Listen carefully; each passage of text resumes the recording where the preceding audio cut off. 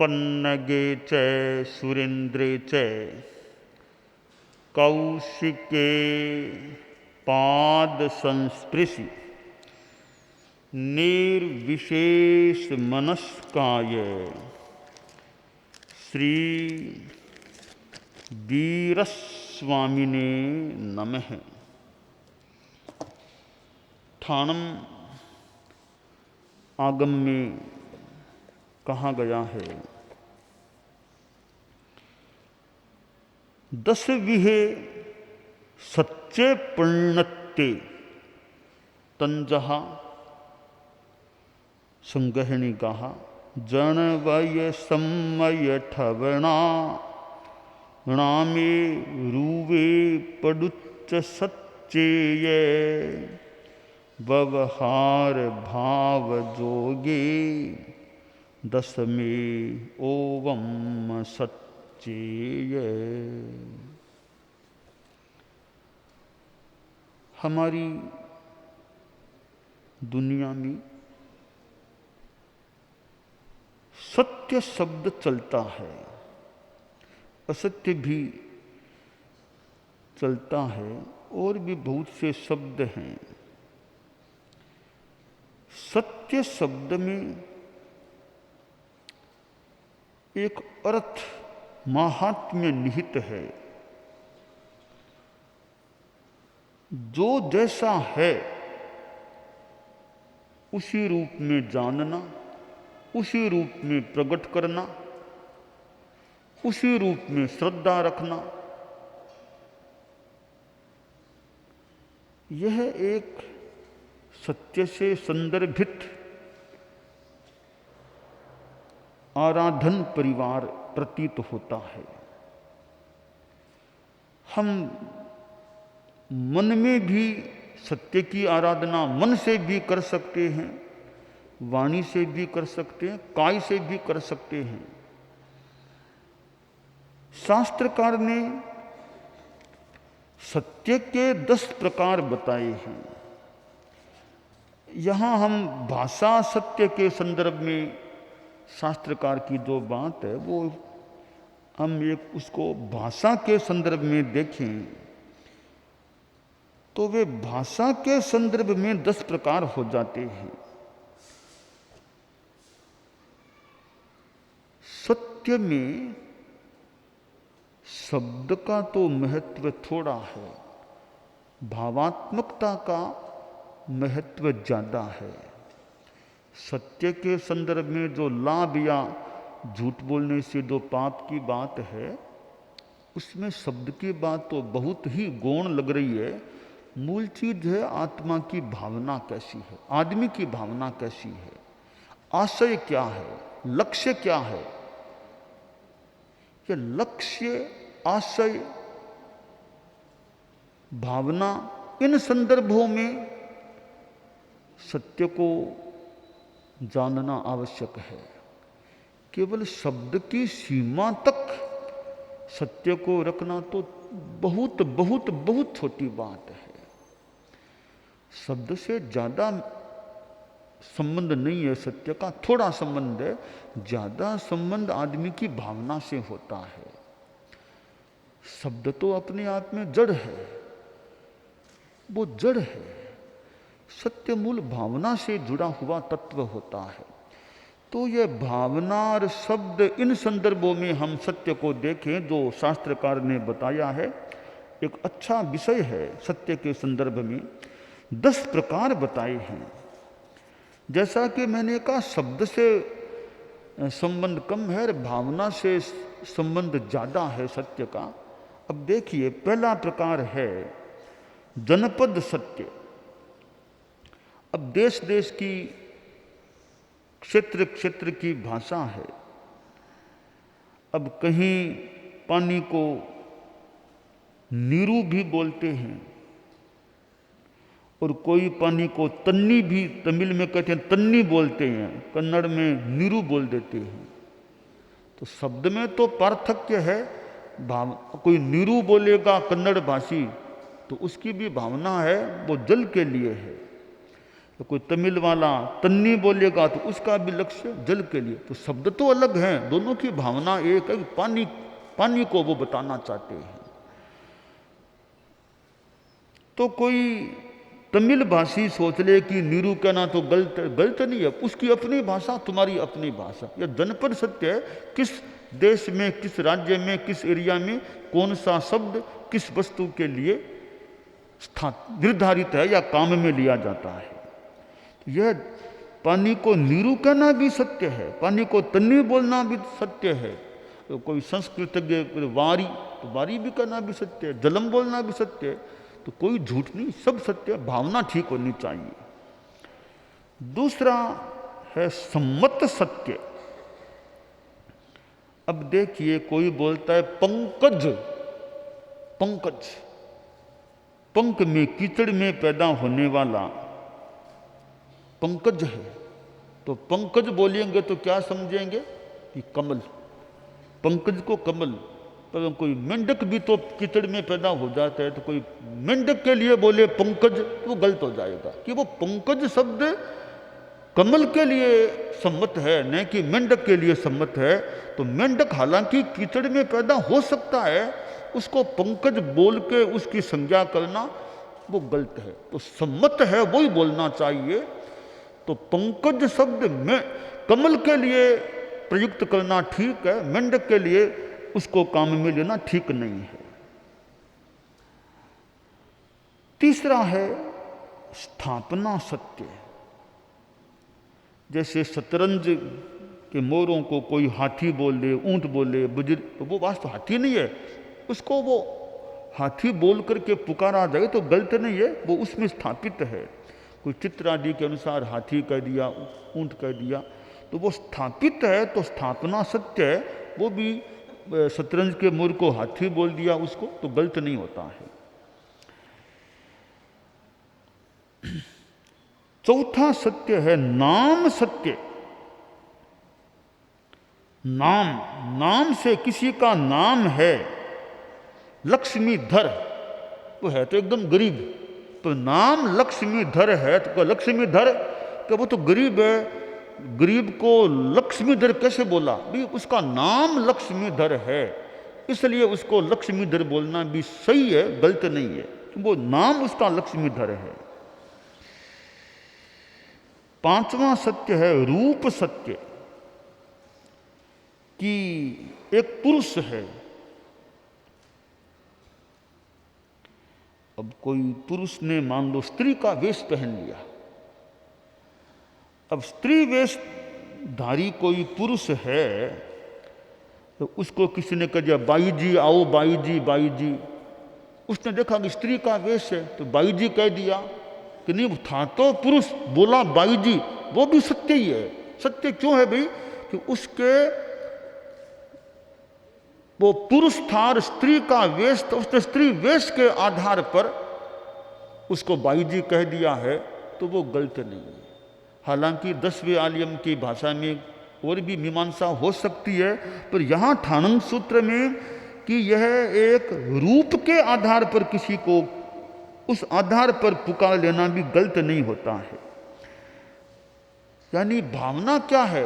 एक तो छल की भावना, छल की भावना अलग चीज है, छल नहीं है, सहज भाव से बोल दिया कि पुरुष है, पर स्त्री वेश में देखा तो वो न जानता भी कोई लिखता है महिला का आओ बाई जी, बाई जी, तो वो गलत, दोष नहीं लगता, वो यानी बाई जी करना भी ठीक है। अब कोई साधु के वेश में है,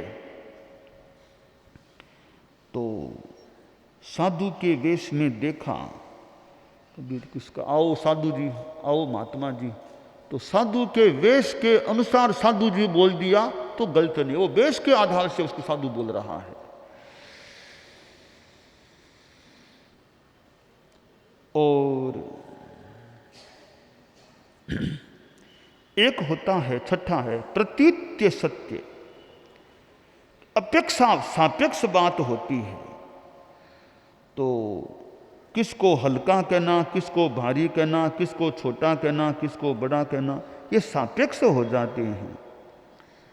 तो हमारे मुनि मोक्ष कुमार है, मैं करी हमारे वो छोटे संत, तो ये दीक्षा पर्याय में छोटे हैं, उस अपेक्षा से छोटे। यूँ अवस्था में तो कईयों से बड़े हैं, ये तो बड़े भी हैं छोटे भी हैं, तो सापेक्ष है। छोटा कह दे उस अपेक्षा से भी दीक्षा पर्याय में छोटे हैं, अभी सब में छोटे संत हैं, तो सही बात है। और कोई कभी छोटे नहीं है तो बड़े हैं, ये भी ठीक है। कई हमारे संतों से अवस्था से बड़े भी हैं। ये सापेक्ष सत्य, प्रतीत्य सत्य है, अपेक्षा से बात कहना। और सातवां है व्यवहार सत्य। व्यवहार की भाषा, कोई कह दे अरे पहाड़ जलता है। पहाड़ कहाँ जलता है? पहाड़ नहीं, पहाड़ पर अग्नि जल रही है, ईंधन जल रहा है, पर दूर से देखो पहाड़ जले, पहाड़, यह पहाड़ व्यवहार की भाषा है। तो ऐसे पहाड़ जलना, अरे गांव आ गया, गांव आ गया, गांव कहाँ? तुम गांव आ गए, गांव कहाँ आ गया? व्यवहार की भाषा है। गांव आ गया कह दिया तो झूठ नहीं है, भी गांव आ गया। वस्तुतः गांव नहीं, गांव तो था वहीं पड़ा है, तुम चल कर के गांव आए हो, तो गांव आ गया कह देना व्यवहार सत्य है। तो वास्तव में गांव नहीं आया तो भी गांव आ गया कह देना झूठ का पाप नहीं, ये सत्य है, व्यवहार का सत्य है ये। आठवां प्रकार है भाव सत्य। पर्याय के संदर्भ में सत्य, जैसे दूध है, दूध को कह दिया भी दूध सफेद है, ठीक है, पर वास्तव में निश्चय नहीं में दूध में 500 वर्ण है, कृष्ण, नील, रक्त, पीत, श्वेत, 500 पर व्यक्त वर्ण एक ही है।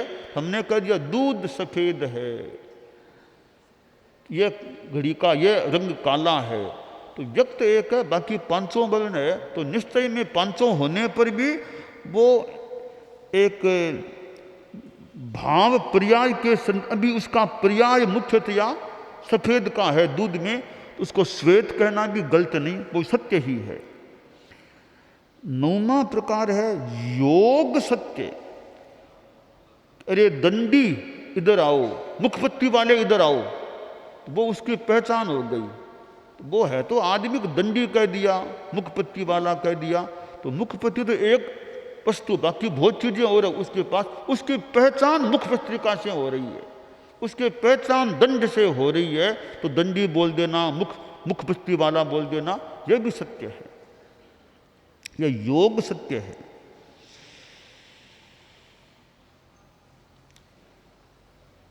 दसवां है औपम्य सत्य। नयन कमल मुखारविंद, तो मुख अरविंद कैसे? मुख तो मुख्य, वो अरविंद कैसे हुआ? मुखारविंद, नयन कमल, कि भी नयन कोई कमल नहीं है, मुख कोई कमल। हम बोलते गुरुदेव तुलसी ने अपने मुखारविंद से ऐसा कहा, या मुखारविंद का लोस किया गुरुदेव तुलसी, यह कोई अरविंद है क्या?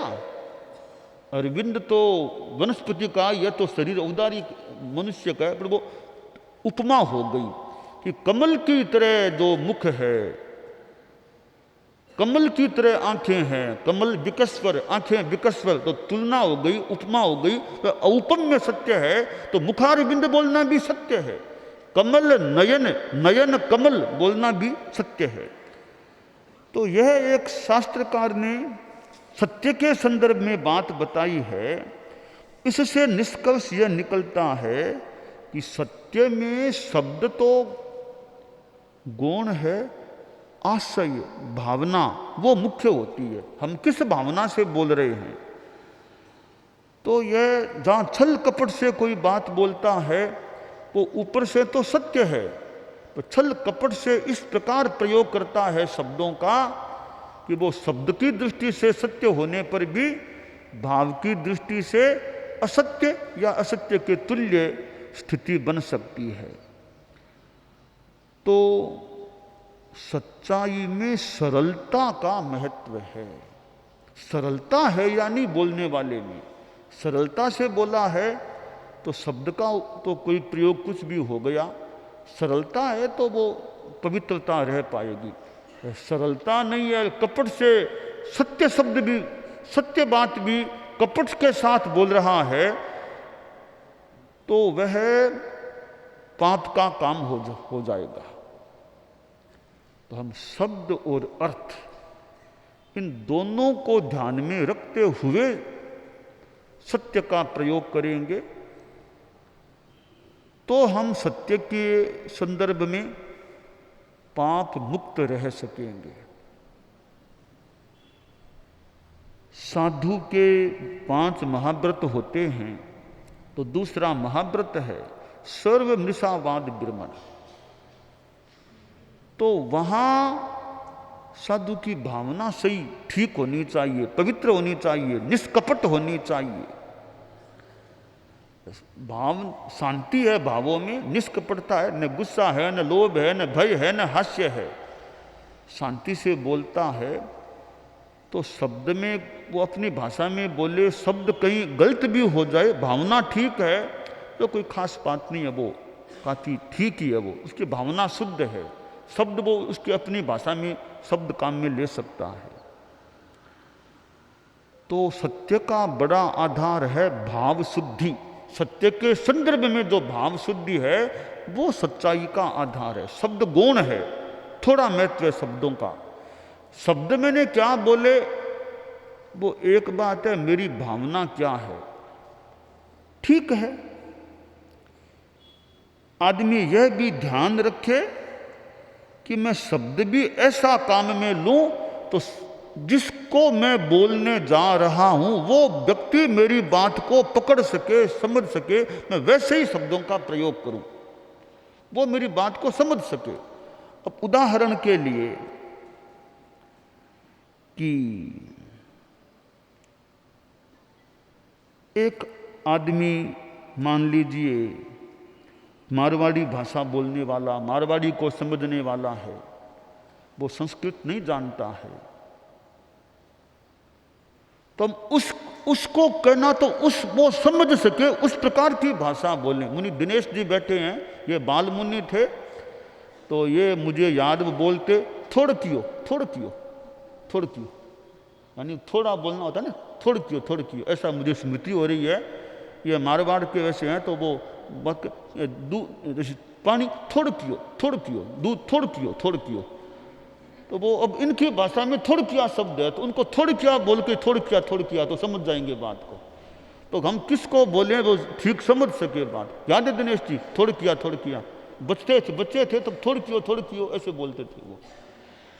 तो जो जिस भाषा से समझ सके उस तरह उसको समझाने का, क्योंकि हमें आखिर बात बतानी उसी को है, तो वो कैसे मेरी बात को समझ सके उस हिसाब से बोलना चाहिए। अब जैसे मान लीजिए कोई गुजराती भाषा का आदमी आ गया, वो गुजराती जानता है, हिंदी जानता नहीं, तो अगर मैं भी गुजराती जानता हूँ तो मैं थोड़ा गुजराती में बोलूँगा तो मेरी बात को वो समझ पाएगा। कोई संस्कृत का विद्वान आ गया, वो संस्कृत में बोलने वाला, संस्कृत ज़्यादा समझने वाला, तो मैं संस्कृत में बोलूँगा तो वो मेरी बात को पकड़ पाएगा। तो सामने वाला जिस भाषा में समझ सके उस प्रकार से बोलने से वो आसानी से हमारी बात को पकड़ पाएगा। इसलिए भाषा में मूल तो भावना है, शब्द का किस भाषा का किन शब्दों का कहाँ प्रयोग करना, यह भी बोलने वाला अपना विवेक रखे, ध्यान रखे, तो हमारा विचारों का आदान प्रदान संप्रेषण है वो भली भांति हो सकेगा। अब संस्कृत के विद्वानों में तुम्हें जाके भाषण बोलना है तो वहाँ तो तुम संस्कृत में ही बोलो तो ज़्यादा अच्छा रहेगा। संस्कृत का माहौल है, संस्कृत के विद्वान है, तुम भी संस्कृत को जानते हो तो संस्कृत में बोलो तो वो अच्छी तरह तुम्हारी बात को पकड़ सके। तो यह भाषा तो माध्यम है हमारे विचारों के आदान प्रदान का, तो वो माध्यम जहाँ जैसा ठीक लगे, उपयुक्त हो, उसको काम में ले लेने से वो हमारा प्रयोजन सही रूप में, ठीक रूप में सिद्ध हो सकता है। तो ये जो सत्य के 10 प्रकार बताए गए हैं, श्रोता भी समझे कि वक्ता का आशय क्या है। अब जैसे भोजन हो रहा है तो मैंने संतों को कह दिया, मान लो, मैं तो शायद नहीं कहूँ, मान लो कभी कोई कह दे कि सैंधव माने, बाल मुनि है संस्कृत के विद्यार्थी, सैंधव माने, तो वो घोड़ा ला के खड़ा कर दे साधु, क्या कोई आदमी खड़ा कर दे तो गलत है। मैं भोजन के समय बैठा हूँ सैंधव, तो सैंधव का अर्थ नमक भी है, सैंधव नमक, सैंधव घोड़ा भी है। और जब आदमी को यात्रा करनी हो तब कहे सैंधव माने यानी घोड़ा लाओ, आहार में तो सैंधव माने नमक लाओ। तो वक्ता का आशय क्या होना चाहिए, यह भी श्रोता को द्रव्य क्षेत्र काल भाव के अनुसार पकड़ने का प्रयास भी करना चाहिए। मेरा तो यह भी चिंतन है, ये एक शब्द के अनेक अर्थ किए ही क्यों गए? एक अर्थ में एक ही शब्द होता तो सुविधा रहती वक्ता के श्रोता के। एक अर्थ में अनेक शब्दों यानी एक शब्द के अनेक अर्थ हो जाने से कहीं कहीं कंफ्यूजन हो सकता है। तो भाषाई, हालांकि अल्पज्ञ, हम लोग अल्पज्ञ हो सकते हैं कि भाषा के जगत में एक शब्द का एक ही अर्थ हो तो सुगमता हो जाए। खैर यह तो भाषा विज्ञान की बात है। तो यह शास्त्रकार ने सत्य के 10 प्रकार बताकर मानो कि अर्थ और शब्द में एक क्या संबंध है, क्या किसका कितना महात्म्य है, मानो यह बता दिया है।